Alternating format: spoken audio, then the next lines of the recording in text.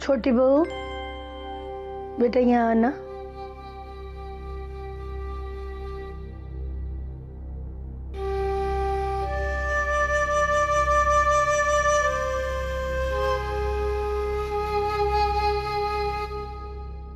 यहाँ आओ।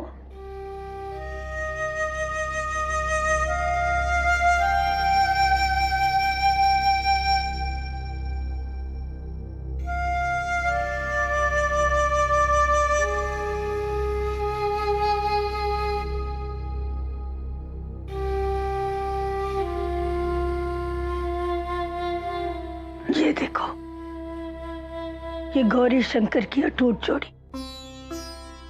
हर विवाहित औरत गौरी की पूजा करके अपने वैवाहिक जीवन की शुरुआत करती। कभी कभी भोले भंडारी अपने भोलेपन में राक्षसों को भी वरदान दे देते थे।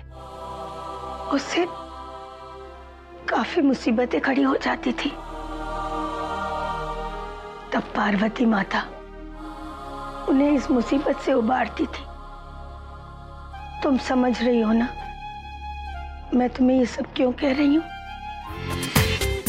पूरा एपिसोड देखिए ZEE5 पर।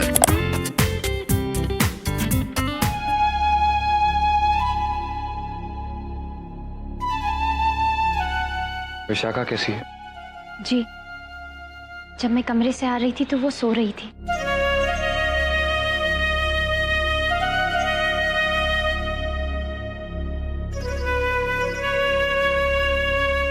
मैं आपसे कुछ मांगना चाहती हूँ, देंगे ना मुझे? मैंने तुम्हें कभी किसी चीज के लिए मना किया?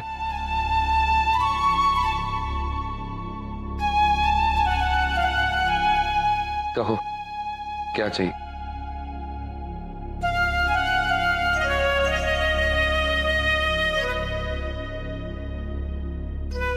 मैं चाहती हूँ हम कुछ दिनों के लिए बाहर चले, कहीं दूर, जहां सिर्फ मैं और आप हो।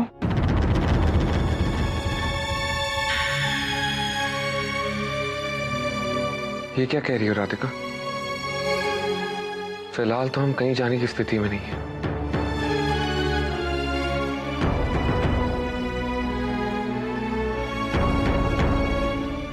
आपको याद है, गोवा ले जाने से पहले आपने मुझसे कुछ कहा था। आपने मुझसे कहा था कि हम अपनी सुहागरात किसी ऐसी जगह मनाएंगे जहां मैं सिर्फ आपकी राधिका होंगी। किसी घर की छोटी बहू नहीं,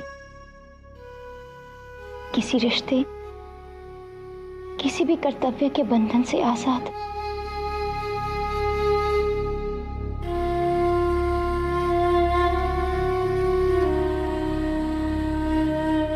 आज मैं आपसे कह रही हूं, मुझे किसी ऐसी जगह लेकर चलिए जहां आप सिर्फ देव हो। हर रिश्ते, हर कर्तव्य के बंधन से आजाद। बंधन हो तो सिर्फ उन 7 फेरों का, उन 7 वचनों का जो हमने एक साथ लिए हैं।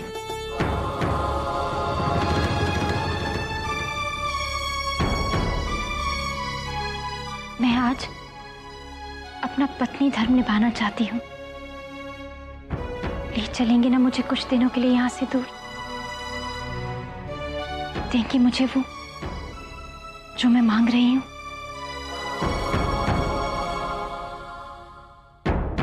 ले चलेंगे ना मुझे कुछ दिनों के लिए यहाँ से दूर? देंगे मुझे वो जो मैं मांग रही हूँ? मुझे आपसे कुछ बात करनी है। कहिए। जब से आपने विशाखा वाली बात बताई है, मेरा मन बहुत डूब रहा है जी। मुझे लगता है जी कि मुझे एक बार राधिका से बात कर लेनी चाहिए। कोई जरूरत ना है बहुरिया। क्या बात करेगी तू राधिका से? यही ना कि देव बाबू से बहस करे, अपने पति से झगड़ा करे। आग में घी डाले का काम करे रही है तू।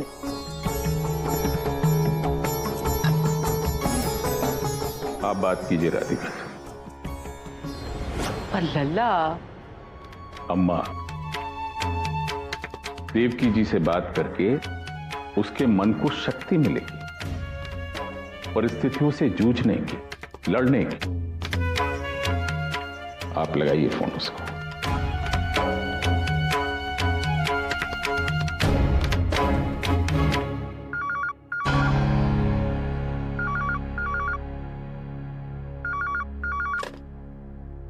हेलो। राधे राधे देव बाबू। राधे राधे माँ जी, कैसी हैं आप? मैं ठीक हूँ। आपको राधिका से बात करनी है ना? मैं अभी बुला देता हूँ। नहीं देव बाबू, मुझे आपसे भी बात करनी है। जी कहिए। मुझे पता चला कि आपने विशाखा को अपने घर में रखने का निर्णय लिया है।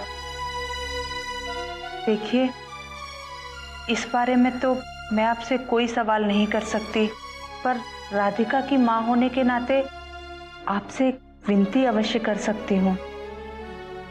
देखिए देव बाबू, मेरी राधिका को उसके हिस्से की खुशियाँ बहुत ही कठिनाइयों के बाद मिली है। कितनी ही बार उस बेचारी ने अपनी खुशियाँ अपने हाथों दूसरों को सौंप दी। इसलिए मुझे उसके लिए बहुत डर लगता है। बहुत मुश्किलें झेली हैं उस बेचारी ने।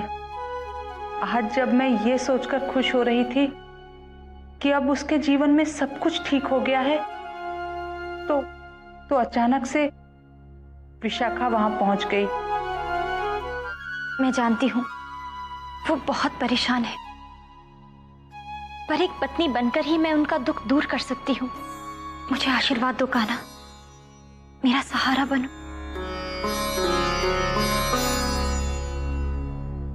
मैं तुम्हारे सवाल का जवाब देना चाहता हूँ राधिका। तुमने पहली बार मुझसे कुछ मांगा और मैंने जवाब देने में इतना समय लगा दिया, पर मैं क्या करता राधिका? मैं अपने ही संकल्प में बंधा हुआ था। विशाखा का ख्याल रखना भी मेरा ही कर्तव्य है ना। पर अब कोई चिंता की बात नहीं है। मुझे एक पति होने का कर्तव्य भी निभाना है। तुम चाहती थी ना कि हम दोनों यहां से कुछ दिनों के लिए दूर चले जाएं? मैं तुम्हें लेके चलूंगा।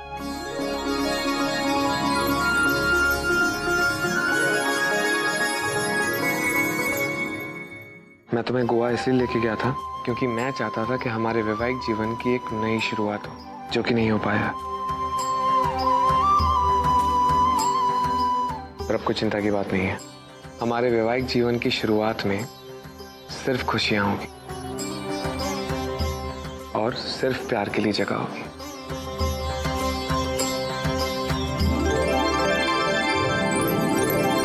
राधिका कुछ समय घर से दूर रहेगी, बाहर रहेगी, तो उसे मानसिक शांति मिलेगी।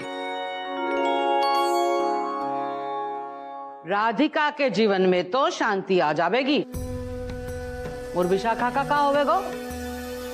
वो तो वहां अकेली रहेगी ना, और वो भी ऐसा जगह वहां के लोग उसको रत्ती भर पसंद ना करे। पर एक हम ही तो हैं जिसको विशाखा की चिंता है।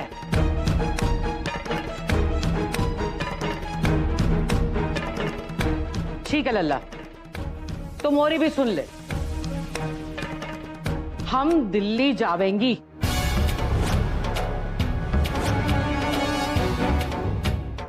ये आप क्या कह रही? आप क्यों दिल्ली जाएंगी? क्यों ना जावेंगी? क्यों ना जावें? देव बाबू और राधिका बाहर घूमने चले जावेंगे तो विशाखा अकेली वहां क्या करेगी? दीवार से सर पीटेगी का? हम दिल्ली जावेंगी लल्ला। मोरे दिल्ली जाने का इंतजाम कर दीजिए। वो को रोकने की कोशिश ना करियो। आप हम जावेंगी। ठीक है अम्मा, आप दिल्ली जाएं और विशाखा को वापस लेकर चलिए।